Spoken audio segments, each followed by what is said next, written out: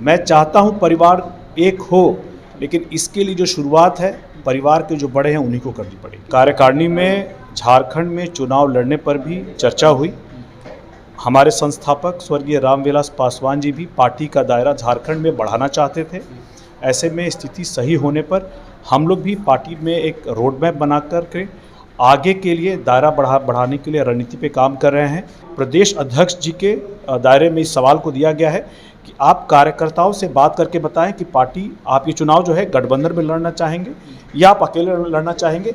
जैसा वो हम लोग को कम्युनिकेट करेंगे उस पर आगे फैसला किया जाए। तो हमारा एनडीए में गठबंधन है वो लोकसभा चुनाव को लेकर के था, वो केंद्र में है और बिहार में है। बाकी राज्यों के लिए अगर हमारे प्रदेश अध्यक्ष बताते हैं कि हम लोग को चुनाव लड़ना है तो हम लोग जाकर के गठबंधन में बात करेंगे और बात करेंगे, देखेंगे क्या हो सकता है। लेकिन एक बार पहले उधर से फैसला आ जाए। जीतन राम मांझी जी जब ये कहते हैं कि जो इसका जो भारत बंद नहीं होना चाहिए था, तो मैं ये कहूँगा कि जब वो ऐसा बात करते हैं तो वो समाज के एक बहुत छोटे तबके की बात करते हैं। समाज के एक बड़े लीडर को होने के नाते उनको पूरे समाज की बात करनी चाहिए। ये बहुत ज़रूरी है चिराग पासवान जी के लिए कि जिस समाज से हम लोग आते हैं, जिस बिहार से हम लोग आते हैं, ऐसी कोई भी चिंताएं, कोई भी कंसर्न्स अगर समाज में होंगी तो उसको लेकर के सरकार के मुखिया तक जरूर लेकर के जाया जाए। एक राजनेता होने के तौर पे उनकी यही जिम्मेदारी है। नमस्कार, स्वागत है आपका लाइव बिहार में। मैं आपके साथ संजीव सिंह। कि कल रांची में लोजपा रामविलास की कार्य समिति की बैठक हुई, जिसमें कई अहम मुद्दे पर चर्चाएं हुई हैं। खास करके विधानसभा चुनाव को लेकर के भी कई चर्चाएं हुई हैं। सीधे बातचीत करेंगे कल बैठक में क्या कुछ बात हुई थी। अरुण भारती जी हमारे साथ जुड़े हुए हैं, जमुई से सांसद है। कल राष्ट्रीय कार्यकारिणी की बैठक हुई है, क्या कुछ उसमें?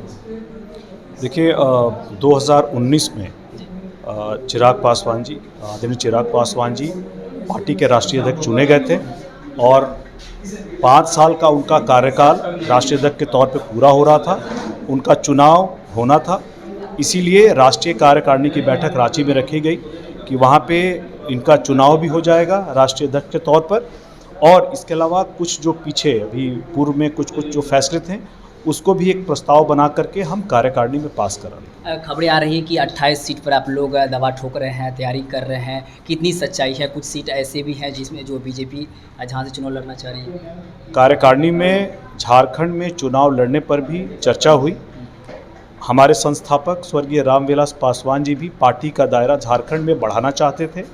ऐसे में स्थिति सही होने पर हम लोग भी पार्टी में एक रोड मैप बना करके आगे के लिए दायरा बढ़ाने के लिए रणनीति पे काम कर रहे हैं।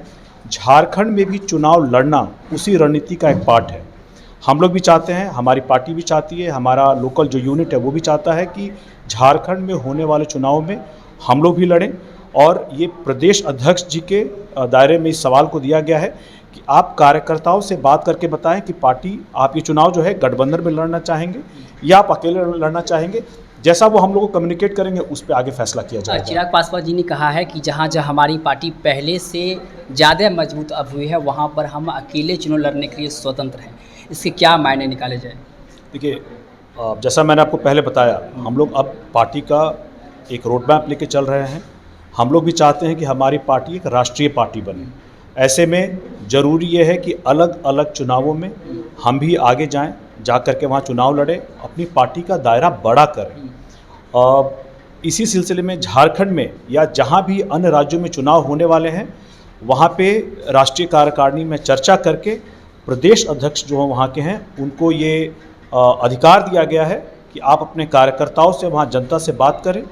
बात करने के बाद आप हमें ये फैसला सुनाएं कि आप वहाँ गठबंधन में चुनाव लड़ना चाहेंगे या आप अलग से लड़ना चाहेंगे। देखिए, जो हमारा एनडीए में गठबंधन है वो लोकसभा चुनाव को लेकर के था, वो केंद्र में है और बिहार में है। बाकी राज्यों के लिए अगर हमारे प्रदेश अध्यक्ष बताते हैं कि हम लोग को चुनाव लड़ना है तो हम लोग जाकर के गठबंधन में बात करेंगे और बात करेंगे, देखेंगे क्या हो सकता है। लेकिन एक बार पहले उधर से फैसला आ जाए। मोदी के हनुमान कहे जाने वाले चिराग पासवान, कहा जा रहा है कि इन दिनों नाखुश हैं कुछ मुद्दों को लेकर के, असंतोष की स्थिति है। क्या सच्चाई है? वह वोट का मुद्दा हो, चाहे जातीय आधारित गणना की बात हो, राहुल गांधी के पक्ष में अब खड़े हो रहे हैं। इसके भारत बंद का भी समर्थन किए थे। क्या वाकई नाखुश हैं क्या? देखिए, आपको ये जानना पड़ेगा कि वो सरकार का अंग है। ऐसे इसमें खुशी और नाखुशी होने वाली बात नहीं है। जब से जिम्मेदारियां बढ़ी हैं तो समाज के अलावा बिहार के लोगों के अलावा, पार्टी के अलावा भारत सरकार की भी जिम्मेदारियां उनके ऊपर में है। ऐसे में एक जिम्मेदार गठबंधन के सहयोगी होने के नाते ये बहुत ज़रूरी है चिराग पासवान जी के लिए कि जिस समाज से हम लोग आते हैं, जिस बिहार से हम लोग आते हैं, ऐसी कोई भी चिंताएं, कोई भी कंसर्न्स अगर समाज में होंगी तो उसको लेकर के सरकार के मुखिया तक जरूर लेकर के जाया जाए। एक राजनेता होने के तौर पे उनकी यही जिम्मेदारी है। और आपको इस बात को भी मानना पड़ेगा कि पूर्व में ऐसे जो भी फैसले हुए जिसमें समाज को कोई कंसर्न, कोई चिंताएं हुई, तो वो उसको लेकर के सरकार के मुखिया के पास गए। और बड़ी बात यह है कि सरकार के मुखिया ने उन बातों को सुना, उन चिंताओं को सुना और फिर उनको समझ करके उन्होंने उस पर एक सकारात्मक फैसला जो समाज में और सरकार में और जो गठबंधन में सबको मंजूर हो, वो उन्होंने देने का काम किया है। इसके लिए उनका बहुत आभार है। इसमें खुशी और नाखुशी की बात नहीं है। एक हनुमान होने के तौर पे वो अपने राम का ही काम कर रहे हैं। भारत बंद का आप लोगों ने समर्थन किया था। जीतन राम मांझी अप्रत्यक्ष रूप से ये बात चिराग पासवान के लिए भी कह रहे हैं कि जो लोग भारत बंद का समर्थन किए हैं वो लोग स्वार्थी हैं। क्या, कैसे देखते हैं इसको? देखिए, हम लोकतंत्र में रहते हैं और संविधान आपको अपनी बात कहने का, अपने विचार कहने का, अपने विरोध का आपको पूरा का पूरा अवसर देता है, आपको अधिकार देता है। ऐसे में जिस मुद्दे पर सुप्रीम कोर्ट के वर्गीकरण पर जो ये भारत बंद का आंदोलन हुआ था, भारत बंद हुआ था, उसमें हम लोगों ने बात की थी और इस पर सरकार से हम लोगों को पहले ही समाधान मिल गया था। लेकिन बहरहाल जो भी अलग अलग लोग थे जो सरकार का हिस्सा नहीं है, अलग अलग संगठन, उन्होंने इस बंद को बुलाया था। और मुझे लगता है कि लोकतंत्र में समाधान होने के बाद भी अगर उनको अपनी चिंताएं, अपनी आकांक्षाएं अगर एक बाहर निकल करके सड़क पे आकर के अपनी बात कहने का अगर कहना चाहते हैं तो उसका उनको पूरा अधिकार है। अगर जीतन राम मांझी जी जब ये कहते हैं कि जो इसका जो भारत बंद नहीं होना चाहिए था, तो मैं ये कहूँगा कि जब वो ऐसा बात करते हैं तो वो समाज के एक बहुत छोटे तबके की बात करते हैं। समाज के एक बड़े लीडर को होने के नाते उनको पूरे समाज की बात करनी चाहिए, पूरे समाज की बेहतरी के लिए बात करना चाहिए, पूरे समाज को आगे ले जाने के लिए बात करना चाहिए। एक नेता होने पर इतनी संकीर्ण छोटी सोच नहीं रखनी चाहिए। एक आखिरी सवाल रहेगा, आप लोग पशुपति कुमार पारस की पार्टी है राष्ट्रीय लोक जनशक्ति पार्टी, उसको एनडीए का हिस्सा नहीं मानते थे, लेकिन दिलीप जायसवाल जी जाकर के मुलाकात की है उनसे, अब कैसे देखते हैं? अब लग रहा है कि हिस्सा है?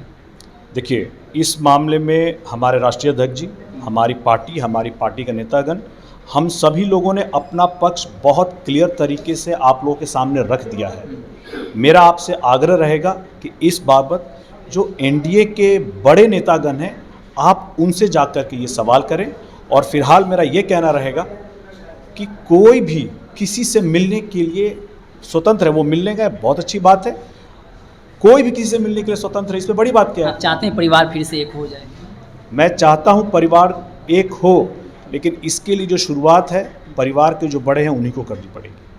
जी, चलिए, बहुत बहुत धन्यवाद बातचीत करने की। तो हमारे तो बातचीत करते रहे भारतीय न्यूज़ साहब तक कहा, हम चाहते हैं कि परिवार एक हो, लेकिन इसमें जो है ज़रूरत है कि बड़ों से मिल करके बातचीत किया जाए। और भी कई तरह के मुद्दे थे, उसमें हमने बातचीत की। क्या कुछ कर रहे थे आप भी सुन रहे थे, आप अपनी राय प्रतिक्रिया कमेंट बॉक्स के माध्यम से दे सकते हैं। आप देखते लाइव बिहार। बहुत बहुत धन्यवाद।